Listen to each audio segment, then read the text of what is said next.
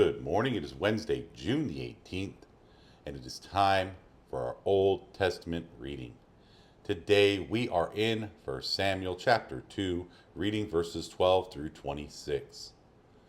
Now, in today's reading, it talks about the sons of Eli, and it talks about how they aren't very good men.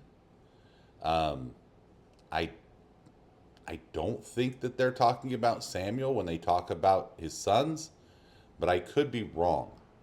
I think we'll learn more as we continue to read. Um, but my guess or my prediction is that Samuel is going to be different from the other sons of Eli. And I guess we'll just find out as we keep reading. So let's get into the reading and see what it says. Now the sons of Eli were worthless men. They had no regard for the Lord. The custom of the priests with the people was that when any man offered sacrifice, the priest's servant would come while the meat was boiling with a three-pronged fork in his hand, and he would thrust it into the pan or kettle or cauldron or pot. All that the fork brought up, the priest would take for himself. So they did at Shiloh to all the Israelites who came there.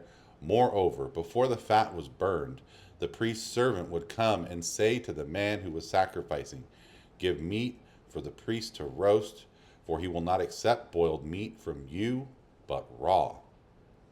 And if the man said to him, "Let them burn the fat first, then take as much as you wish," he would say, "No, you must give it to me now, and if not, I will take it by force." Thus the sin of the young men was very great in the sight of the Lord, for the men treated the offering of the Lord with contempt. Samuel was ministering before the Lord, a boy girded with a linen ephod, and his mother used to make for him a little robe and take it to him each year when she went up with her husband to offer the yearly sacrifice. Then Eli would bless Elkanah and his wife and say, "The Lord give you children by this woman for the loan which she sent to the Lord." So they would return to their home. And the Lord visited Hannah, and she conceived and bore 3 sons and 2 daughters. And the boy Samuel grew in the presence of the Lord.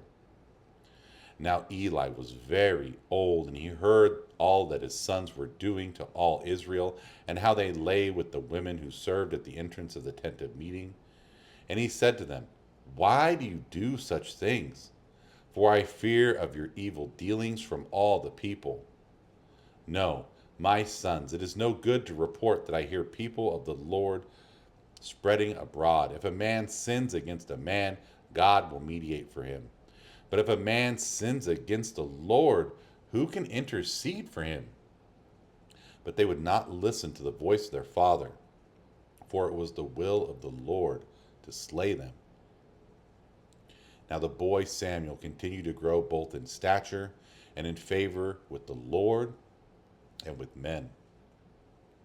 So, I guess Samuel's different from Eli's other sons.